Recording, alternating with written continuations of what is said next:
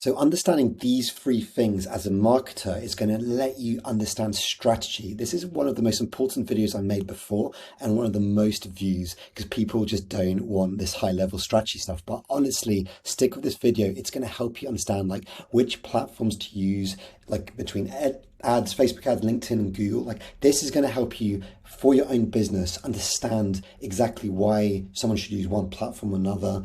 It will help you understand inbound versus outbound, like which one should you use? Should you use a more personal approach or a more automated approach? Should you be product led or sales led? Just understanding these three things will let you make all these decisions in a better way. So let's jump into the first one. Definitely stick around till the end because when I bring it all together, you're probably going to have an aha moment like I did when I first got my head around this.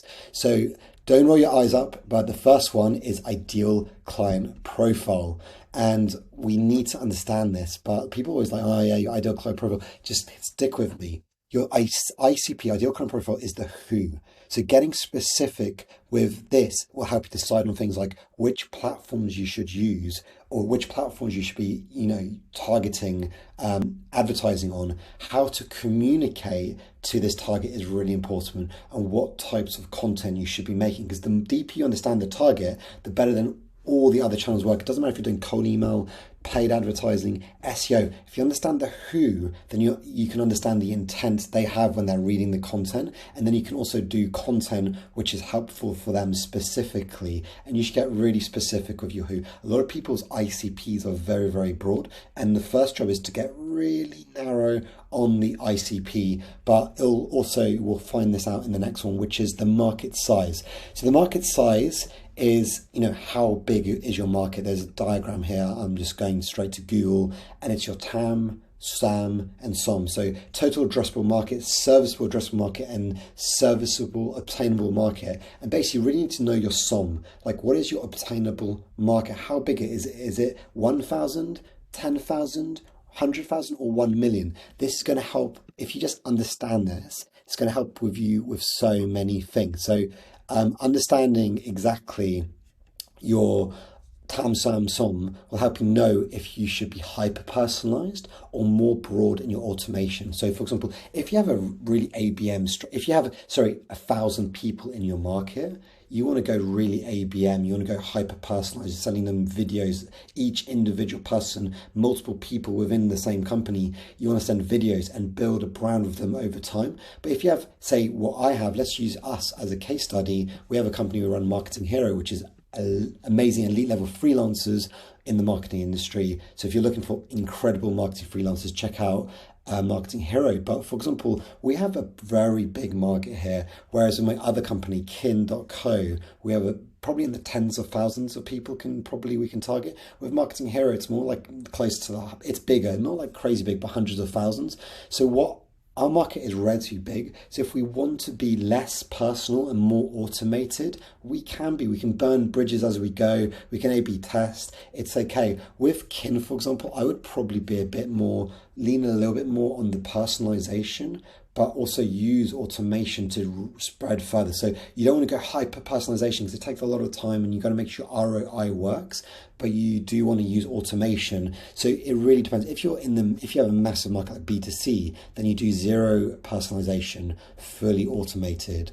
But this goes to my next point, which is your lifetime value. So lifetime value, how much revenue do you make per client? So for example, or how much revenue do you make in the client? So for example, if you have a recurring revenue and if you're a B2B SaaS company, they stick around with you for 6 months, how much revenue have you made over the lifetime value, over the 6 months they stayed with you before they left, or the year or two, whatever it is, then how much that's your LTV? Or if you have just one upfront cost, how much is that? And also calculate how much on average do you upsell later on, or do you have any other services or something else? So that's your LTV. Put it all together and that's your LTV. So understanding this is important because it'll help you decide on which platform to advertise on. So for example, LinkedIn, you need a higher LTV than Facebook. So that, knowing that is going to help you go, okay, my LTV is only 2K. I don't think I should advertise on LinkedIn because LinkedIn needs a 10K or more LTV to basically make a return on investment.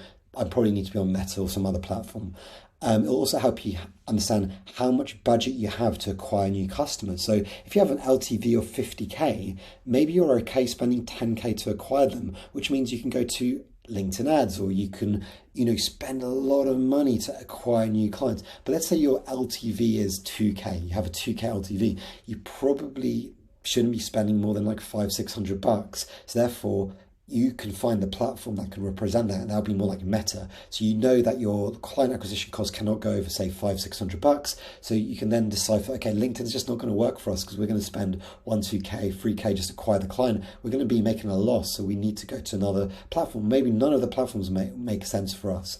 So another thing it's going to help us understand is, will you be doing a product-led growth versus sales-led growth? If you have a really high lifetime value, if your customer if you have 50K or 10K plus, or I'd say even 2K plus, you're probably going to be more sales-led. So more than likely, if you have a service which is 2K upfront or more, people want to speak to someone before they sign up. It's very difficult to get someone.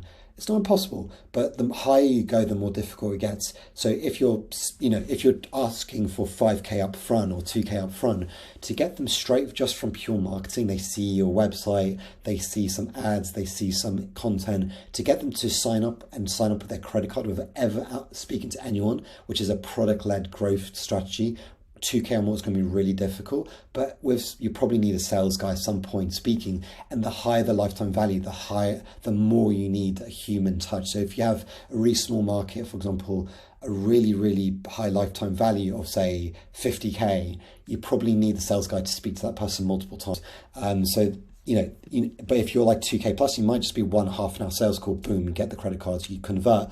But if you're selling something for $50 a month and your LTV is, a couple grand over time, you're probably going to do product-led growth. So for example, they can see your marketing, they can understand your values, they can understand your features and how they can benefit from your product.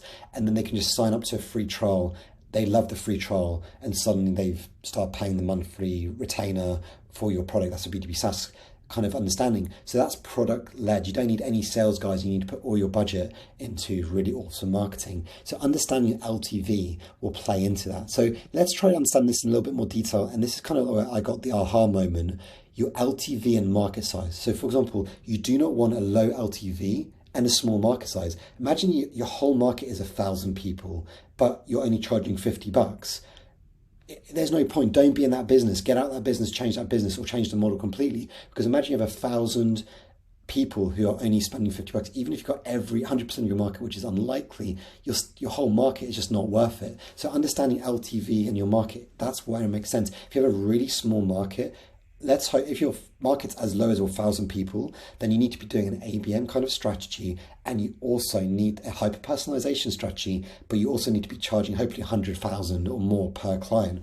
But for example, if your market size is in the tens of thousands, hopefully you're charging at least 2K, because then the maths will work out, because you're only going to get a small part of that. The obtainable market that you're going to get is only a small part of the entire market. So you got to do the maths on that. Like, you got to make sure the amount you're charging reflects your market size. It's really, really important. And if your market is in the tens of thousands, you can charge a lot more. Say if you're selling toilet paper, everyone needs toilet paper, and your obtainable market's massive. So you can sell toilet paper for $10 per a bunch of rolls, whatever, because your obtainable market is really, really big. You can charge a lot less. So this is why market size plays really important, how much you're charging in your LTV. So what about market size and personalization level? For example, the bigger your market, the less personalization you can do. So with Marketing Hero, I'm experimenting with zero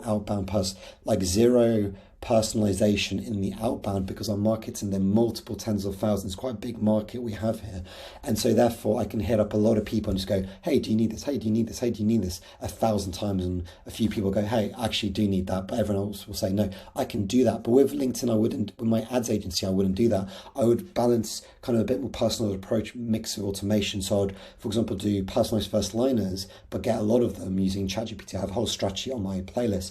Do ChatGPT first liners, get someone to do loads of those, input them into like woodpecker.co, which is a cold email automation, or Instantly or whatever, and then do a kind of personalized but using automation to scale that out as much as you can. So understanding that is really, really important. So the dynamics between your ICP, your market size, and your lifetime value will input to all the decisions you make in your marketing strategies. So you, even like within the platforms you use, like, okay, should we advertise on LinkedIn or should we advertise on Facebook, will play in like, you know, how much, what is your LTV? Because if your LTV is low, you can't do one or the other. And who? Because if you're targeting small business owners, go to Facebook. If you're targeting CTOs in medium to large, you have to go to LinkedIn. So understanding these three things will play into everything you do, no matter what you're doing in marketing. Doesn't matter if it's a content strategy, which platform to use, organic, ads, everything comes down to these three things. Understand this really deeply. This is called demand generation basics, basically. Get really good at these three things. Understand these three things, and it's going to play into everything else. Check out these other videos and playlists I have all about demand generation, and see you guys incredibly soon.